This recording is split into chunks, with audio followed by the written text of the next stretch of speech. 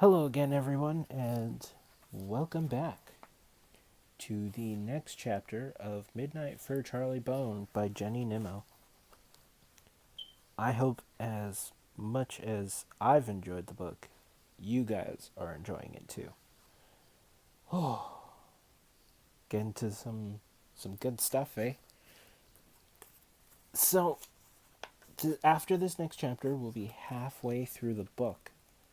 Can't believe it already. Wow, so quick. And let's dive in.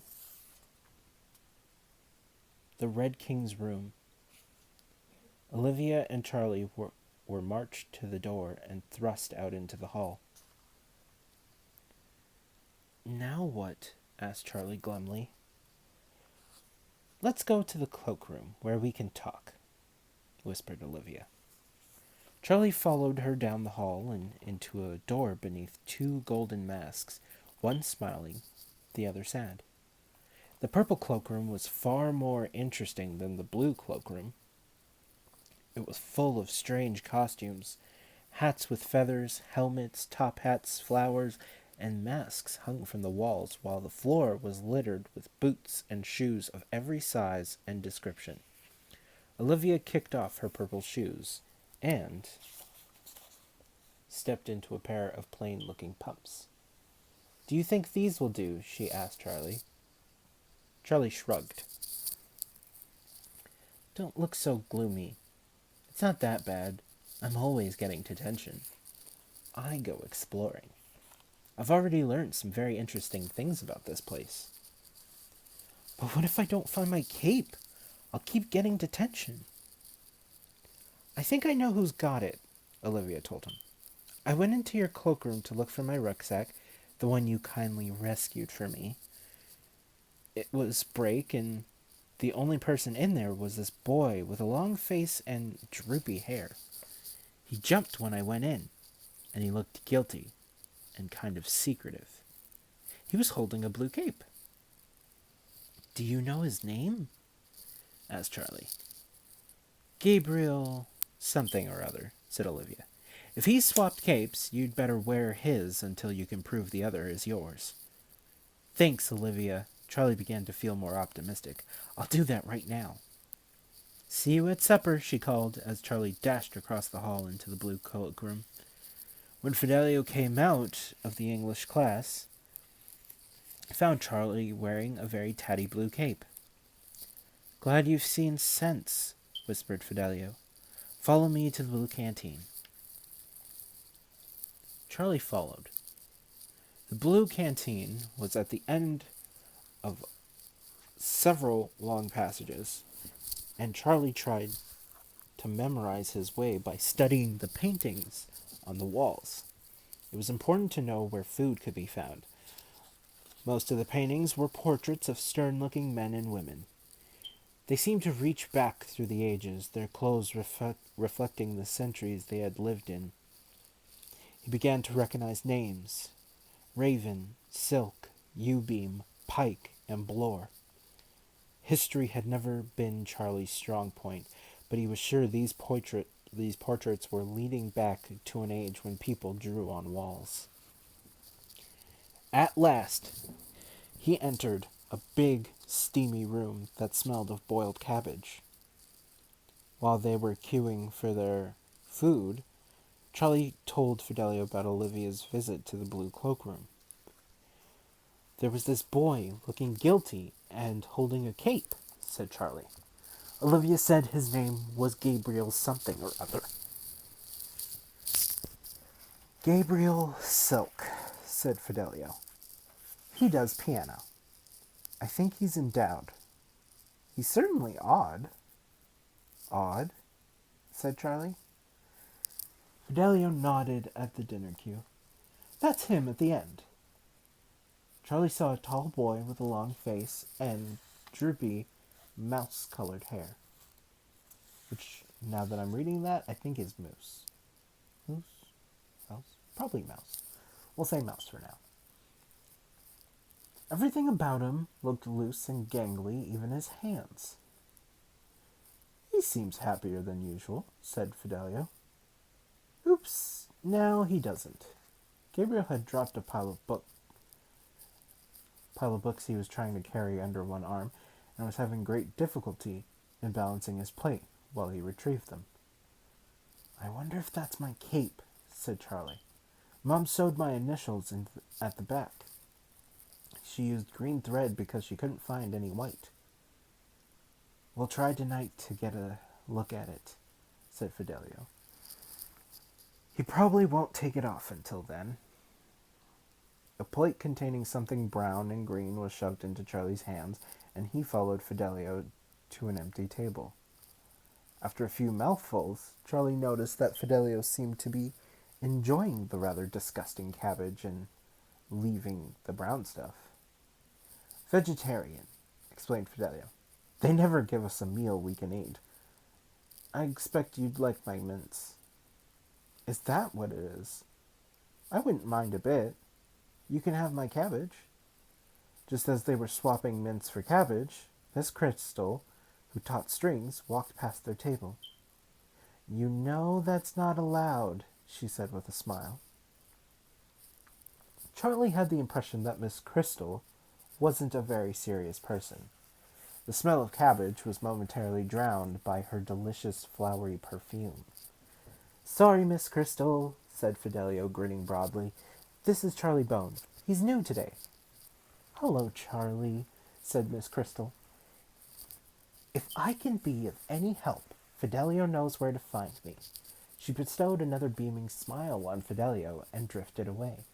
It was good to know that there were at least some friendly teachers at the academy. The rest of the day passed without any more unpleasant incidents. Charlie followed Fidelio from room to room, out to the canteen for tea, and then into the field for a last run before dark. But as the lights began to come on in the great gray building, and a night sky filled the windows, he found himself thinking of home. And when they passed through the hall on their way to supper, he pictured the cozy kitchen at number 9 and a plate of Macy's special spaghetti. He turned to look at the tall, solid doors that led to the outside world. It's no good, Charlie, whispered Fidelio. They won't open until Friday. I've tried them. Were you homesick at first? Asked Charlie. Yes, but it didn't last. Friday soon comes around. I'm not going home on Friday. I've got detention, said Charlie gloomily. Manfred gave it to me. I don't believe it. Fidelio was clearly shocked. On your first day? Manfred certainly got it in for you.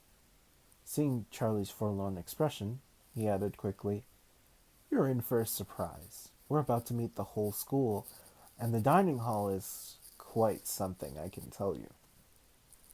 Fidelio was right. They walked together down the same echoing passages towards the blue canteen, and then further. Now they were descending very gradually into a huge underground cavern, and Charlie noticed that the children in green capes and others in purple were joining them. The crowd of children pressed towards a flight of steps, and then down and down into another long passage, this one leading to a vast hall. We're under the city, said Fidelio. This is the oldest part of the building. It's where the Red King's descendants were supposed to have kept their prisoners.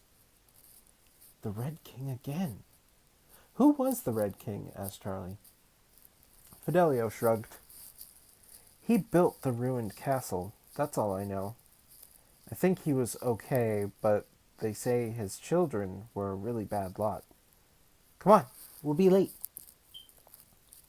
On the other side of 3 extremely long tables, benches were filling up with children. Blue capes on the left, purple in the center, and green on the right. A prefect at each end was serving soup from a big steel container. Others were doling out hunks of bread. At the end of the hall, on a raised dais, The academy staff sat round a fourth table. The high table, Fidelio told Charlie. At last, Charlie got his first glimpse of Dr. Bloor. He wore a black cape like the staff who taught subjects other than the three arts, but there was no mistaking him. He sat at the head of the high table, and he kept looking around at the mass of chattering children. He was a wide, powerfully built man with iron gray hair and a straight, well-clipped mustache. Under heavy, dark brows, Dr. Bloor's small black eyes scanned the three long tables, and Charlie, almost bewitched, found himself following the big man's gaze until eventually their eyes met. Dr. Bloor stood up. He walked off the dais and began to move down the aisle between the blue and purple tables. He never took his eyes off Charlie. "What's the matter?" Fidelio nudged Charlie. "Don't you like the soup?" Charlie couldn't answer. Dr. Bloor had reached him. "Charlie Bone." It was the same chilling voice that had come leaking out of the newspaper. "A pleasure to have you here." Charlie murmured feebly that he was glad to be at Bloor's, but he was hardly aware of what he was saying. Instinctively, he was searching the broad man's face looming above him, and to his astonishment he found that photographs were not the limit of his endowment. Fear added another dimension and allowed him to read faces. Charlie found that he knew, without question, who had taken Dr. Tully's baby. Macy had said that a face told you a lot about a person. This one was beginning to tell Charlie more than he wanted to know. Quickly and deliberately, he closed his mind against it. "Are you all right?" Fidelio asked Charlie. "You look as if you've seen a ghost." Charlie watched Dr. Bloor's broad back receding. He stopped again and spoke to a girl in a green cape. She had long, pale hair, and when she looked up frowning, Charlie noticed that her wide gray eyes seemed confused and fearful. "Charlie," Fidelio nudged him. "What is it?" "Who's that girl?" asked Charlie. "The one Dr. Bloor's talking to." "Amelia Moon," said Fidelio. "She does art. She's quite good at it. Egg and chips are on the way up, so you'd better finish up your soup or you won't get any. That's the rule." Charlie slurped up the last of his soup, and just as a plate of egg and chips reached him, he passed the empty bowl down the line to the end of the table where Billy Raven was stacking them up. Amelia hadn't touched her soup. She was frowning at it as if she couldn't understand how it got there. Charlie felt he should warn her about the egg and chips, but she was too far away. "Do we get pudding?" he asked Fidelio hopefully. "You're joking. We get an apple if we're lucky," said Fidelio. "Or a pear." They were lucky. A pear arrived in front of Charlie soon after the egg and chips. When supper was over and the last of the plates being stacked, Dr. Bloor came to the front of the dais and clapped his hands. There was instant silence. "I have an announcement to make," the doctor said solemnly. "A new boy has arrived to join the endowed. Charlie Bone, stand up." Feeling very hot, Charlie stood up. As 300 pairs of eyes turned in his direction, his knees began to knock against each other. "Charlie," Dr. Bloor spoke his name as if it were a bad mistake. "After supper we have 2 hours of homework. Endowed children work in the king's room." He paused for several seconds, staring round the silent and motionless crowd of children, and then, in a thunderous tone that made Charlie jump, he commanded, "Disperse!" "Where's the king's room?" Charlie asked desperately, as Fidelio leapt up from the bench. Follow Gabriel, Fidelio advised.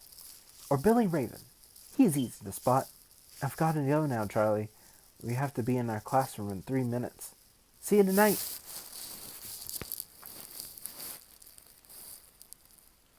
Fidelio was swept away on a tide of colored capes as children surged towards the end of the dining hall. Charlie searched frantically for Billy Raven's white head, but the tiny albino was hidden in the mass of jostling children. At last, Charlie spotted him. He was weaving his way very expertly between the others, and it took Charlie some time to catch up with him. "Hi," said Charlie, grabbing at the end of Billy's cape. "Can I come with you? I don't know where the king's room is." "Not many people do," said Billy, grinning. It'll take you a while to remember the way, but I'll be your guide as long as you want." Charlie barely had time to murmur his thanks before Billy was off. First to the lockers to pick up books and pens, and then back across the hall down a passage, turning a corner and leaping up a staircase. At last, they arrived at a pair of tall black painted doors. Billy pushed one of the doors, and they stepped into a strange circular room. 10 children sat at a round table. Manfred and Asa were there. Gabriel Silk sat between Amelia Moon and a plump, curly-haired girl who looked so normal it was hard to believe she was one of the endowed. A large, muscular girl contrasted strangely with the small, slight girl sitting next to her. Besides them, a dark girl with a long, sharp nose stared disdainfully at Charlie, and he felt his heart sinking. How much time would he have to spend with this unfriendly-looking bunch? He wished Fidelio and Olivia were part of the group. 2 boys sat with their backs to the door, and one looked round as Charlie came in. He had chiseled African features, and the warmest smile Charlie had seen for a long time. "This is Charlie," said Billy Raven. "Hi, Charlie. I'm Lysander," said the dark boy with a big smile. Some of the girls introduced themselves. Dorcas was plump and cheerful. Beth was very large. Bindi was tiny, and Zelda had the long nose. Amelia Moon didn't even lift her head. Charlie's relief at seeing a few friendly faces was short-lived. "Sit down, Charlie Bone, and be quiet." Manfred nodded at an empty chair on the other side of Amelia Moon. Billy sat beside Lysander. As Charlie fumbled with his books, wondering where to start, he felt Manfred's coal-black eyes on him. He wanted to take a better look around the room, but dared not glance up until he was sure Manfred's dangerous stare was directed back at his book. When at last Charlie managed to take a look at his surroundings, he found someone else watching him. Or rather, goggling at him. The only person in the room whose face he hadn't seen. The boy was older than Charlie, maybe 12 or 13. He had round, startled eyes, and his yellow hair stood stiffly, as though the electric current had been passed through it. Charlie frowned, hoping the boy would look away, but he didn't. In fact, Charlie's fierce expression only seemed to intrigue him. In the end, it was Charlie who had looked away. Instead of staring at his homework, his gaze slid up to the wall behind the yellow-haired boy. And there he was. The Red King. He stared out from a gold-framed painting, which must have been very old. The paint had cracked and faded so badly that the features on the long dark face were blurred and misty except for his eyes, black and magnetic. The cloak he wore was a rich velvety red, and the slim crown on his dark hair had a mysterious golden sparkle. Charlie Bone. Manfred's voice made Charlie start. Why aren't you working? I was looking at the Red King, said Charlie, avoiding Manfred's gaze. It is the Red King, isn't it? Of course. Get back to work. Manfred kept his eyes on Charlie until Charlie opened his English book. For the next 2 hours, no one spoke. There were sighs and grunts, coughs and sneezes all around Charlie, but no words. In a dark corner, a clock chimed every quarter hour. Pages turned, pens squeaked, and Charlie was in danger of falling asleep. At last, the clock chimed 8 o'clock. And Manfred stood up. You may go, he said, and he walked out of the room, with Asa lopping behind him. Charlie gathered his books together and went over to Billy Raven. Who's the boy with the yellow hair? Yeah, he whispered.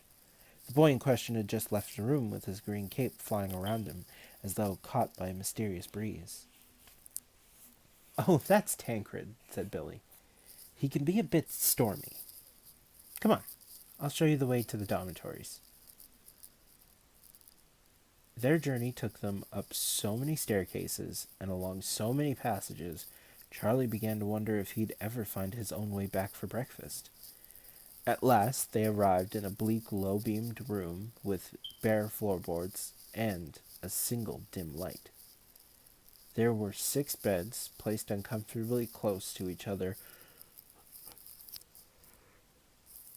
on both sides of the long room. The beds were narrow and covered with tartan blankets. There was a chair at the end of each one and a small cabinet against the wall between them. Charlie was relieved to see Fidelio sitting on a bed at the end of the room. Over here, Charlie, Fidelio sang out. You're next to me. He pointed to a bed. Charlie went over and dumped his bag on a chair. Cape's on the hooks beside us, and the rest of your stuff in the drawers. Fidelio lowered his voice. And look who's on your other side. You'll be able to get a look at his cape. Charlie saw Gabriel Silk pushing his clothes into a bedside cabinet. He didn't remove the cape, however, even when he went to the bathroom. Very suspicious, said Fidelio. Have you got a torch? Charlie hadn't been thinking about torches when he packed his bag. A torch is an essential item, Fidelio told him. You can read after lights out and find your way about. It's so dark in here at night you can't see a thing. He took a slim blue torch from a drawer and handed it to Charlie. You'll need that to see the cape, he said. Put it under your pillow. Charlie was the last boy to get ready for bed. It took him some time to unpack his bag and find everything he needed for the night. He was embarrassed about the bears on his pajamas, but when he saw that somebody had squirrels on theirs, bears didn't seem so bad. He had just hopped into bed when a hand came around the door and switched off the light. Silence, said a harsh female voice. The hand retreated, the door closed, and the dormitory was plunged into darkness. There was something familiar about the voice, but Charlie couldn't quite place it. Who was that? He whispered to Fidelio. Matron, said Fidelio, the nearest thing a woman can get to a dragon. There was a great deal of shuffling and rustling as boys tried to get comfortable in their hard, narrow beds. Charlie waited until the noises had died down. In the bed beside him, Gabriel Silk was breathing deeply. He seemed to be asleep. Charlie took out the torch and swung his feet to the floor, making sure the torch was trained on the wall. He switched it on. The blue cape was right in front of him. He lifted it down from Gabriel's hook and saw the initials sewn inside the collar. It's mine, Charlie whispered. Fidelio was sitting up in bed. Take it, he said softly. Quickly. Charlie took Gabriel's tatty cape and replaced it with his own. He was about to hang the old cape on Gabriel's hook when there was a howl of panic. No! Cried Gabriel. leaping up and tearing at the cape. "You can't do this! Please, please, take it!" He flung the cape with the slashed corner on Charlie's bed. Charlie laid the torch on his pillow where it could cast a soft glow around his bed. "That one is yours," said Charlie. "I don't want it." "You don't understand. I can't wear it. I can't. It's full of horror. Its fear drags me down." Gabriel sank to his bed and covered his face with his hands. "What are you talking about, Gabriel Silk?" Fidelio said with a harsh whisper. "Why should Charlie give you his cape?" "Because I can't wear that one." Charlie nodded at the older cape. "Something dreadful happened to the person who wore it before me. I can feel it, you see. It's like wearing a nightmare." Charlie began to understand. "Is that your endowment, Gabriel? You can feel things that have happened?" Gabriel nodded. "I get it from the things people have worn. It's horrible. If my clothes aren't brand new, I get all these feelings that don't belong to me. Other people's worries. Sometimes I get happiness. But even that's no good because it's not true happiness and it doesn't last. At the beginning of term, I had a brand new cape, but my gerbils attacked it, and Mom had to get me a new one." Charlie couldn't help being curious. "How many gerbils have you got?" he asked. 53, said Gabriel miserably. "They ate almost all of it. They haven't got much money. We haven't got much money, so Mom asked the academy if they could give me a second-hand cape. They gave me that one." By now the whole dormitory was wide awake. One of the boys at the end of the row said, "I bet it belonged to that girl who was lost in the ruin. She must have been pretty terrified." "I think we should be quiet or matron will come in and we'll all get detention," said another voice. Charlie didn't know what to do. How could he make Gabriel wear someone else's nightmare? "I'll do anything for you. Anything," Gabriel whispered. "But please, don't make me wear that cape." Charlie took down his new cape and handed it to Gabriel. Thanks, Charlie." Gabriel hugged it gratefully. "There is something you can do for me," Charlie said softly. He opened one of his drawers and took out the tie his mother had given him. "Can you tell me anything about the person who wore this?" He passed the tie to Gabriel. Gabriel didn't ask any questions. He wound the tie round his neck and closed his eyes. He ran his fingers down the length of the blue silk and touched the small Y at the end of the tie. A shadow crossed his long face. "It's very strange," he murmured. "Whoever wore this tie was happy once. But now he's lost." He took the tie from his neck and ran it through his fingers. "I've never felt anything like this. It's as if the person doesn't know who he is." He passed the tie back to Charlie. At least his father had been happy once. Charlie presumed that lost meant dead.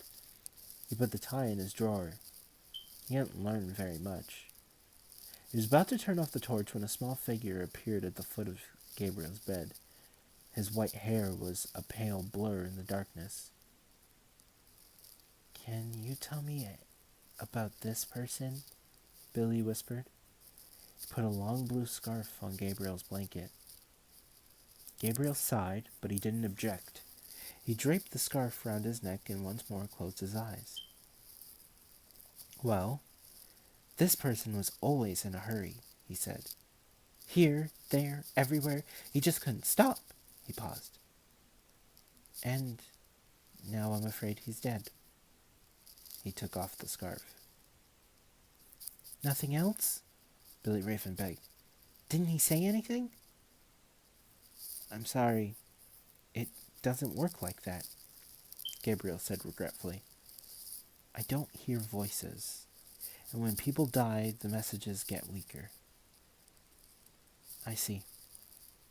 Thank you." Billy's sad voice echoed in the darkness as he tiptoed away. Charlie turned off the torch, leant over, and tucked it under Fidelio's pillow. Fidelio had fallen asleep. His quiet breathing made Charlie yawn, and then suddenly he was wide awake. Something Gabriel had said didn't make sense. "Gabriel," he whispered, "my father wore that tie. He died when I was 2.